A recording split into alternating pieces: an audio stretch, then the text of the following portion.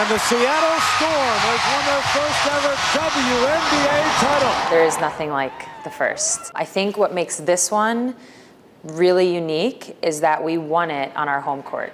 Sue Bird was just 23 when she and the Storm brought home Seattle's first basketball championship trophy in 25 years. 6 years would pass before the Storm would do it again. This one's special because this is like a record-breaking team.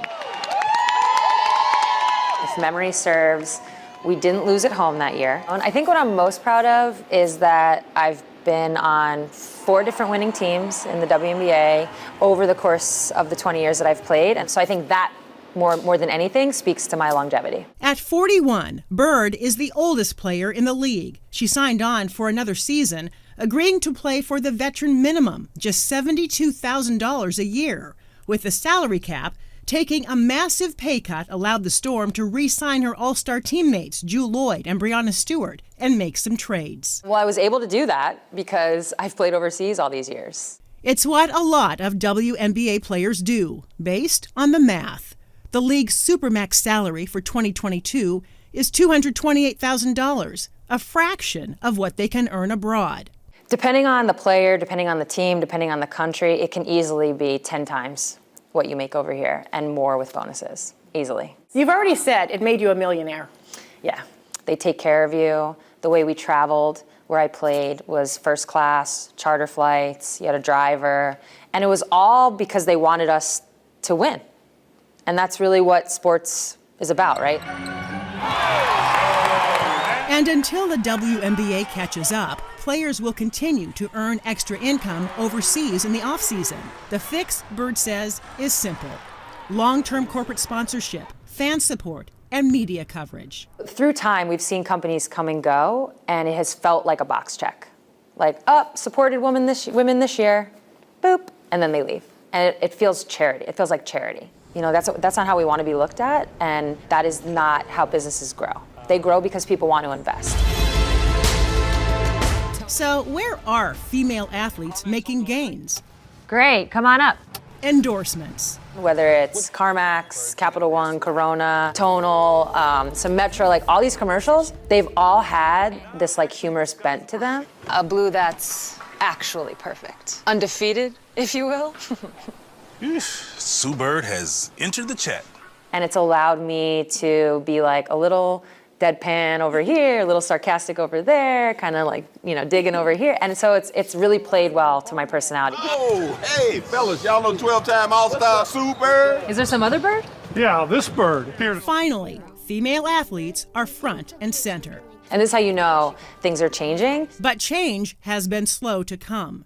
And as the league has evolved, so has she. Early in my time in the WNBA, there was definitely a unspoken vibe around being gay and like what that could do to you. I never really had anybody say directly to my face, like, if you're gay and if you come out, this will hurt you. But like, I understood.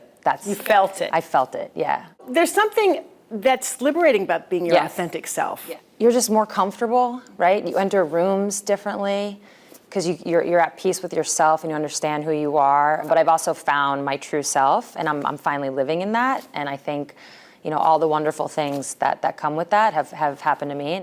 That includes her longtime partner and fiancé, Megan Rapinoe, who she credits with giving her the nudge to be open about being gay.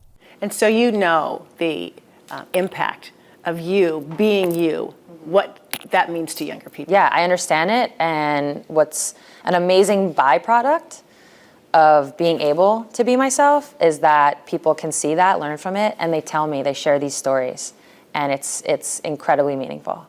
Bird is also focused on telling other athletes' stories. She's the co-founder of Together, a media company focusing solely on women, aimed at correcting the dismal statistic showing women's sports gets just 4% of all sports media coverage. Partnering with gold medalists Chloe Kim, Alex Morgan, and Simone Manuel, Together is a mix of culture, lifestyle, and sport. Like, I never had women to look up to as basketball players. Like, I just didn't. So for me, that's the best part, is being able to tell other people's stories, knowing it's going to have an impact on the next generation. And about that next generation, Bird says when it comes to family, Froze my eggs. Did you? Yeah. she's leaving her options open. And for me personally, I just didn't know if I wanted a family or not. But I didn't want that opportunity to be taken, 5 years, you fast forward, and you wish you could have had kids, and then there's no chance to. It makes it that much more important for the women of this league. Bird is not alone. Family planning was a top priority in their recent collective bargaining agreement. WNBA players came away with a landmark deal, guaranteeing 100% maternity leave, family planning, and child care benefits. I think there's no better place to play for a 4-time championship organization than a fancy new arena. These fans are going to make me cry in about 2 seconds. And about this being her final season. I don't know, it's kind of arrows are pointing towards retirement, I'm not gonna lie, but at the same time, there might be a little crack open. And I don't wanna toy with people. I feel like I'm not trying to play with people.